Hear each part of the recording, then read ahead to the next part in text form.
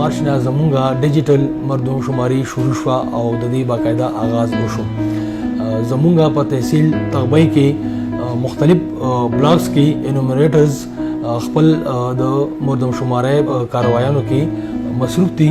زما د تغبۍ ټول عوامو ته خواست دی چې په دې کې بھرپور حصہ والي. زمونږه انومریټرز باغه ډیجیټلی با مردم شماري کوي، کور په کور باندې به ګرځي او ډیټا به کلیکټ کوي.